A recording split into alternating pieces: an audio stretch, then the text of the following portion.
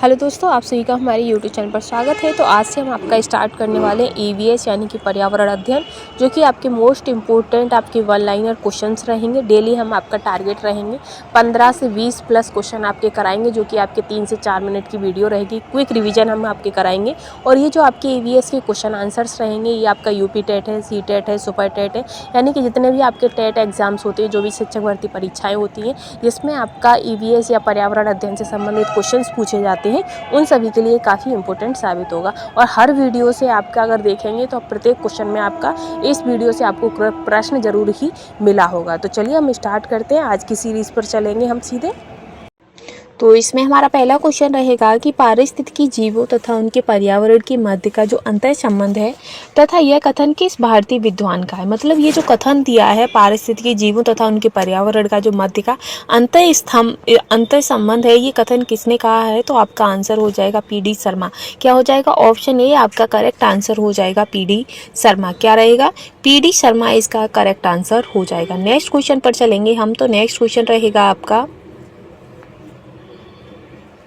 Next है कि पारिस्थितिकी के बीच अन्योन्य क्रिया का विज्ञान है। तो पारिस्थितिकी के बीच की जो अन्योन्य क्रिया है वो किसका विज्ञान है। तो ये आपका व्यक्तिगत, जनसंख्या और समुदाय, इन तीनों का ही होता है। तो इसका जो आंसर रहेगा वो हो जाएगा ये सभी। ठीक है, आगे रहेंगे हम। आगे नेक्स्ट क्वेश्चन पर चलेंगे। तो नेक्स्ट क्वेश्चन है आपका कि विज्ञान की वह शाखा जो पादप एवं प्राणियों का वातावरण से संबंध को दर्शाती है वो क्या कहलाती है। तो जो विज्ञान की जो वह शाखा जो पादप एवं प्राणियों का जो वातावरण से जो संबंध है जिसको वो दर्शाती है, उसे हम पारिस्थितिकी कहते हैं। क्या कहते हैं?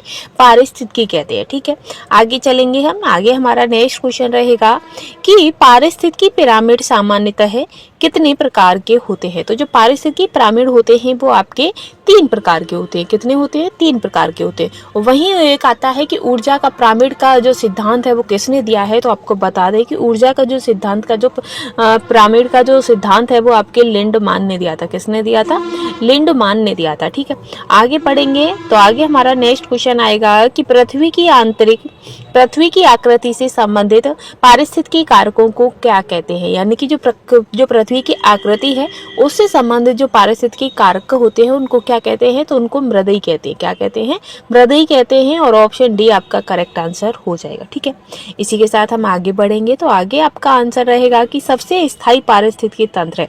तो आपको बता दें कि जो सबसे स्थायी पारिस्थितिकी तंत्र है वो आपका समुद्र है, और समुद्र के साथ ही आपका ऑप्शन डी भी करेक्ट हो जाएगा। ठीक है, और कृत्रिम पारिस्थितिकी तंत्र क्या होता है। तो कृत्रिम आपका आ जाता है जैसे घास के मैदान नहीं, जैसे आपका खेत होता है, धान के मैदान हो जाते हैं, एक आपका तालाब हो जाता है, झील होती है, इन्हें हम बनाते हैं, तो ये आपका कृत्रिम एक तरीके का हो जाता है। ठीक है, आगे रहेगा आपका नेक्स्ट क्वेश्चन कि एक मनुष्य के जीवन को पूर्ण रूप से धारणीय करने के लिए आवश्यक न्यूनतम भूमि को क्या कहते हैं। तो जो आवश्यक जो न्यूनतम भूमि होती है उसे हम पारिस्थितिकी पद छाप कहते हैं। क्या कहते हैं? पारिस्थितिकी पद छाप। ठीक है, इसी के साथ नेक्स्ट क्वेश्चन रहेगा आपका कि पारिस्थितिकी तंत्र का उदाहरण है। तो जो पारिस्थितिकी तंत्र है वो किसका उदाहरण है।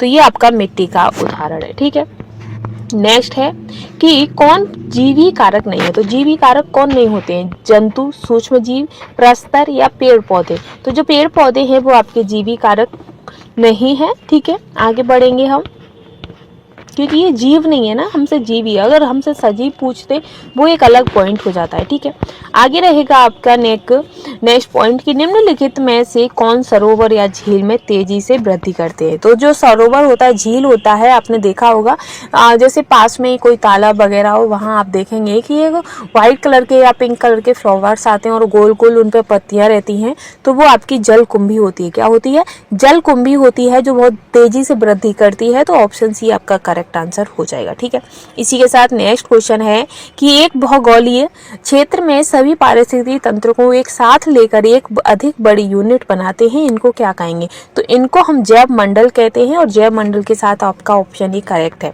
ठीक है, इसी के साथ नेक्स्ट क्वेश्चन है कि प्रकाश संश्लेषण के दौरान प्रकाश सुग्राही कारक के रूप में निम्न में से कौन काम करता है।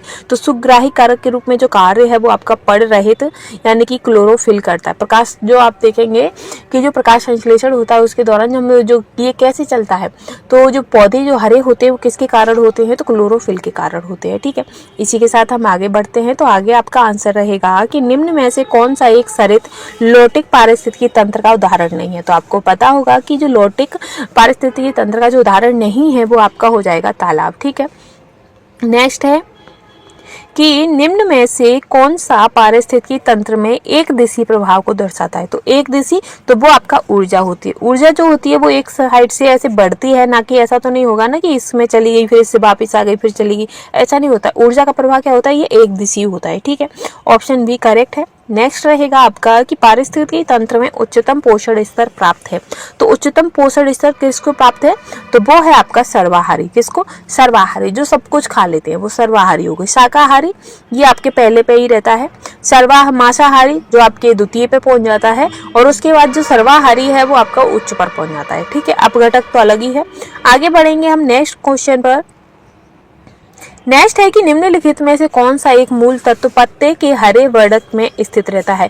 तो पत्तों के जो हरे वर्णक में जो स्थित रहता है वो आपका फास्फोरस होता है। क्या होता है, फास्फोरस होता है। ठीक है, इसी के साथ नेक्स्ट क्वेश्चन है कि निम्न में से कौन सबसे अधिक स्थिर परितंत्र यानी कि पारिस्थितिकी तंत्र है। तो सबसे स्थिर तो वो आपका समुद्र है। ऑप्शन बी करेक्ट आंसर हो जाएगा। ठीक है, इसी के साथ नेक्स्ट क्वेश्चन पर हम चलेंगे कि प्रकाश संश्लेषण की प्रक्रिया होती है। तो प्रकाश संश्लेषण की क्रिया किसमें होती है, हरित लवकों में, यानी कि जो हरित यानी कि पेड़ पौधे होते हैं, हरी चीजें होती हैं। हर एक चीजों का मतलब ये नहीं कि किसी चीज को भी ले लो आप, जैसे पेड़ पौधे हुए और भी जो हरित लवक होते हैं, काई होती है, तो उनमें आपका प्रकाश संश्लेषण की क्रिया होती है। ठीक है, इसी के साथ नेक्स्ट क्वेश्चन है कि प्राकृतिक तंत्र का विकास होता है। तो प्राकृतिक तंत्र का जो विकास है वो तंत्र की स्वसंतुलन कहलाता है। क्या कहलाता है, प्राकृतिक तंत्र का जो विकास कहलाता है क्या, तंत्र की स्वसंतुलन कहलाता है। ठीक है, इसी के साथ आखिरी हमारा क्वेश्चन है आज की सीरीज का। तो वो क्वेश्चन है आपका कि पारिस्थितिकी तंत्र में कौन सी कार्यात्मक इकाई नहीं है। तो जो स्थिरीकरण होता है ये आपकी पारिस्थितिक तंत्र की कार्यात्मक इकाई नहीं होती है। इसी के साथ आज की सीरीज हमारी समाप्त होती है। अगर आपको क्वेश्चन आंसरों का लेवल अच्छा लगा हो तो प्लीज चैनल के साथ बने रहिएगा और हमें सपोर्ट जरूर करिएगा। ऐसे ही लेटेस्ट वीडियो के लिए चैनल के साथ बने रहिएगा। Thanks for watching.